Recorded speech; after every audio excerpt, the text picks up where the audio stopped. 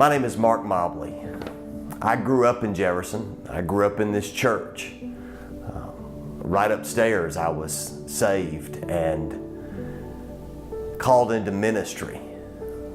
It was at youth camp that I met a beautiful girl named Robin McGee and convinced her that she should add Mobley to her last name. We have two incredible children, Mackenzie and Evan.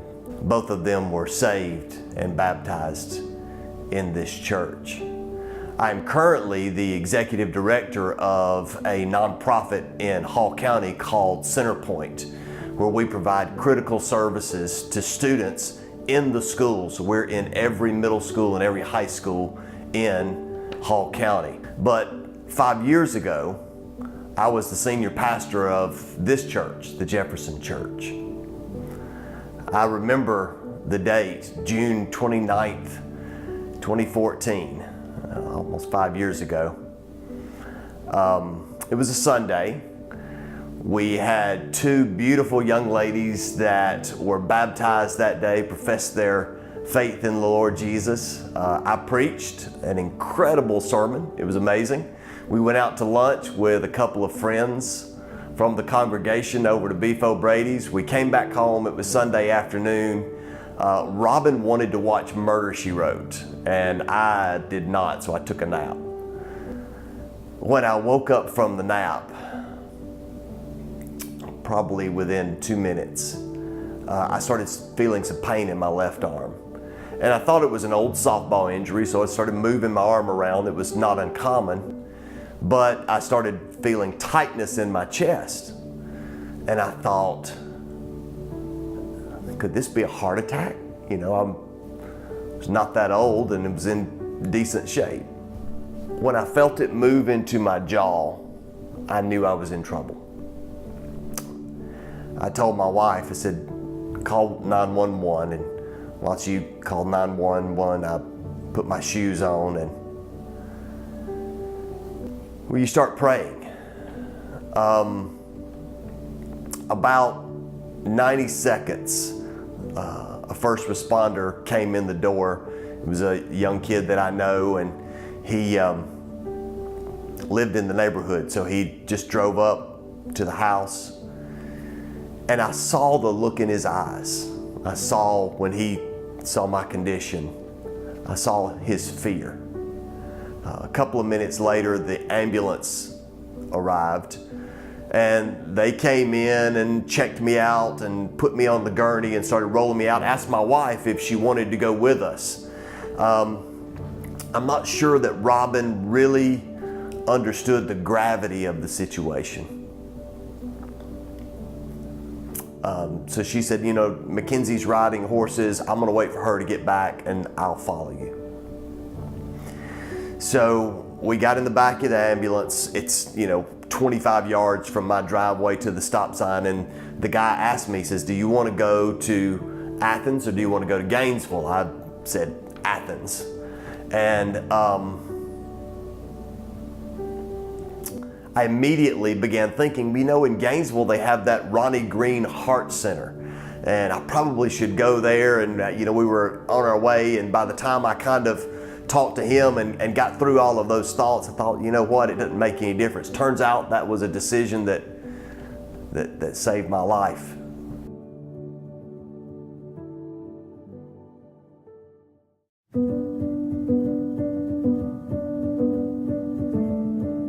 So we were on our way to Athens, and the farther we went, the more pain I was in.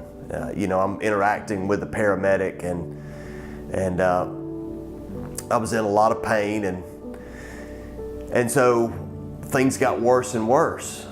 And I kind of could see the look in his face, and I began realizing that I was dying. Well, that stirs up some strong emotions, stirs up some deep thoughts. I am about to meet Jesus, and I'm praying, and I guess it was at that moment that you would say my life flashed before my eyes. Except it wasn't a history of all the things that I would miss. It was all the things that I'd ever done wrong. Now, don't get me wrong. I'm a Christian. I'm a believer. I'm a pastor. And I don't have any terrible sins to confess, but all the ways that I didn't measure up, all my failures as a husband, all my failures as a father, all my failures as a pastor, they just were like a movie going across my eyes. The night before, my son had misbehaved. I don't know how to describe it. He bowed up and we had words, and I had to discipline him and send him to bed. Of course, I got up early the next morning and I was at church before he even got out of bed. And I began thinking that those were the last words I would ever speak to my son. Words of anger and frustration. It was as if there was this little devil from the cartoons sitting on my shoulder, whispering in my ear and telling me everything that I had ever done wrong. I was filled with guilt, shame, and condemnation. And honestly, I began to be terrified of the thought of seeing God.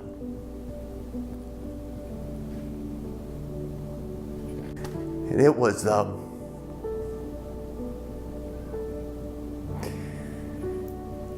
just at that moment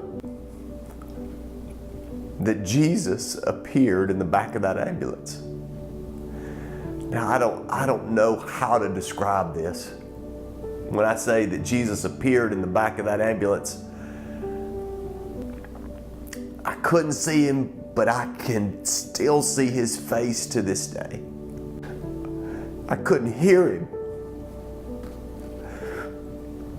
but I can still hear exactly what he said to me.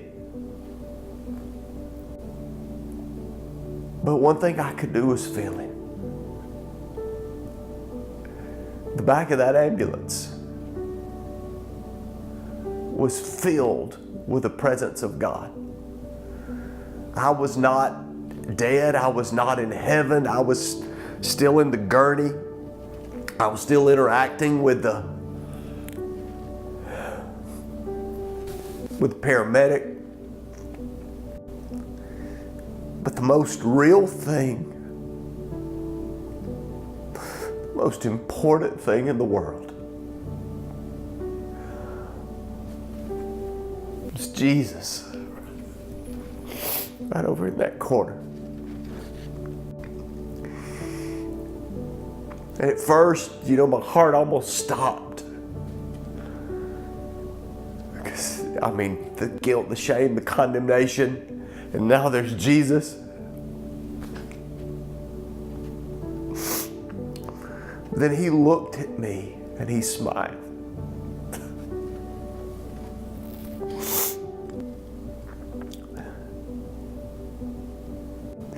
I believed in the God of grace. I believed in the God of love. And I had people tell me that I took it too far. And I always wondered that myself, right up until the moment that I met Jesus in the back of that ambulance. I met love that I cannot describe to you. I met grace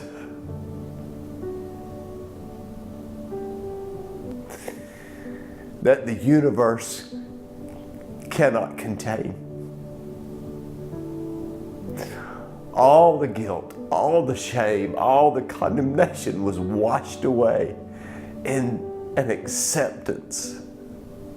I have never felt so wanted. I have never felt so loved. I have never felt so accepted. I have never felt anyone be that proud of me. I used to pole vault for Jefferson High School. And we'd start our meets early on Wednesday afternoons, which was tough. We had Wednesday night church. And my dad would work, and I'd start the meet, and I would keep looking up in the stands. Mom's at work, Dad's at work. About halfway through the meet, up at the top of the stands, I'd see my dad. And that meant the world to me, because it meant that my dad loved me and he was there for me. And if I could take the feeling that I had on that track and multiply it times 1,000,000,000, it still wouldn't touch the experience that I had in the back of that ambulance.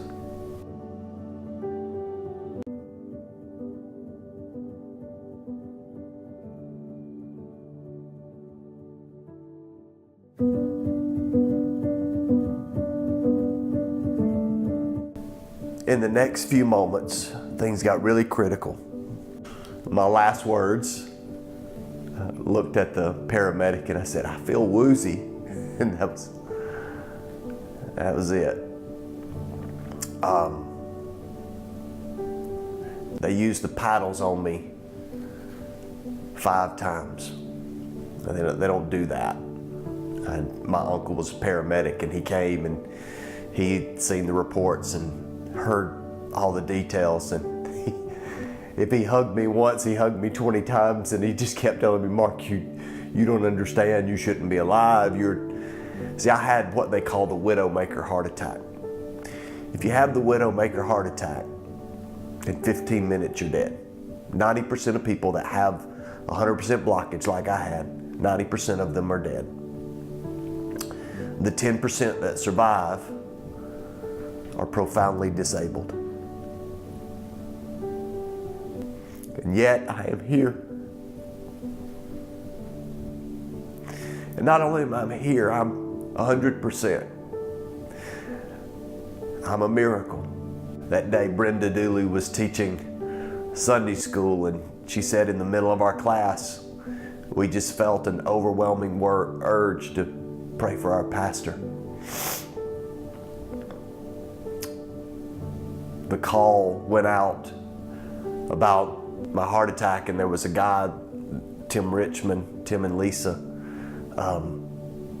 live in my neighborhood, and they were on the other side of the county, and he recognized the symptoms and recognized the address, and immediately they began to pray.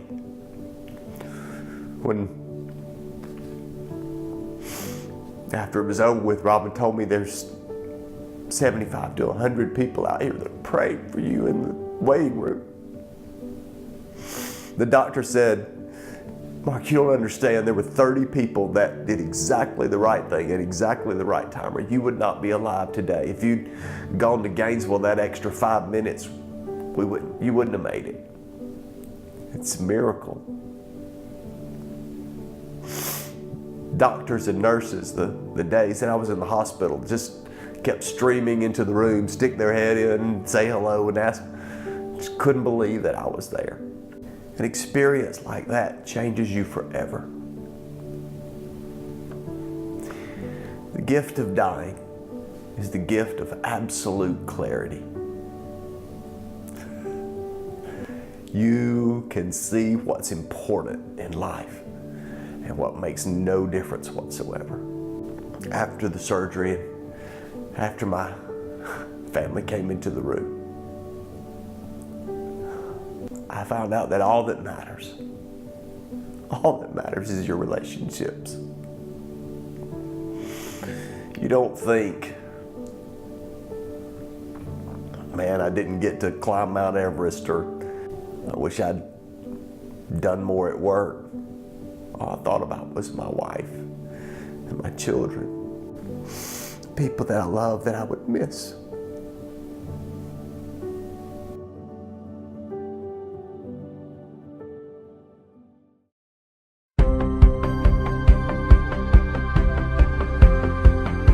And if I could give you one piece of advice, it's dive into your relationships. Embrace the people that God has put into your life. You know, another thing that came out of it is that I have zero tolerance for drama. It's just, the ultimate in foolishness.